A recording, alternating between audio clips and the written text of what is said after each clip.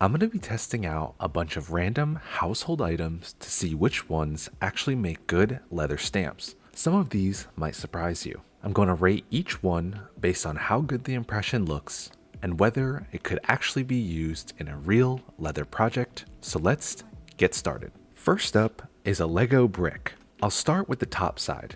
After pressing it into the leather, the impression is actually really deep, and even the small Lego lettering shows up. The only issue is that the logo comes out backwards. Now, I'll try from the bottom side. This one looks really good as well. You could definitely create a repeating Lego pattern across a project with this. I'm gonna go ahead and give the Lego brick a 10 out of 10 because it definitely works.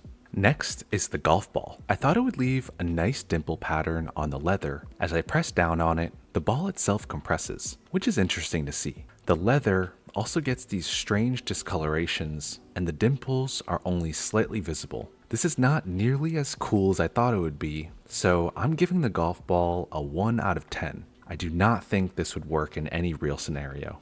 Next, I'm going to be trying the bolt. I expected this one to leave a clean, hexagon shape. After the first impression, I was surprised that it only made a circle instead. It did not press deeply enough to capture that hexagon shape. Even though it is not what I expected, the circle itself looks nice and could be used to create a repeating pattern. I'm giving the bolt a 7 out of 10.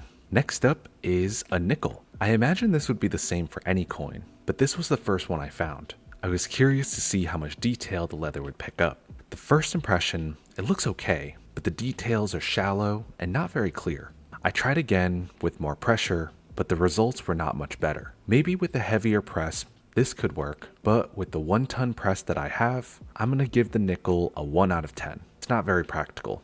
Now, let's go ahead and try a washer. This one feels similar to a bolt. The impression comes out as a really nice circle shape. I could definitely see this being useful for making patterns or borders. This one's going to be a quick one. I'm going to give it an 8 out of 10. Next, I wanted to try something a little bit different, so I'm going to go with the carabiner. I thought this one would either come out really cool or really bad. After the first impression, it actually looks pretty good. I rotated it and pressed again to even it out, and the result looks even better. This could work as a unique symbol, especially if a carabiner has some kind of meaning for the project. I'm giving the carabiner a 9 out of 10. It looks really unique and really cool. Last up is an ice stamp that I got from Amazon. These are meant for pressing designs into ice cubes, but it already looks like a leather stamp. I took the handle off and pressed it into the leather, and it looks really good. The impression is clean, crisp, and honestly looks like a proper leather stamp. Since these come in all kinds of designs, I think this is an easy 10 out of 10,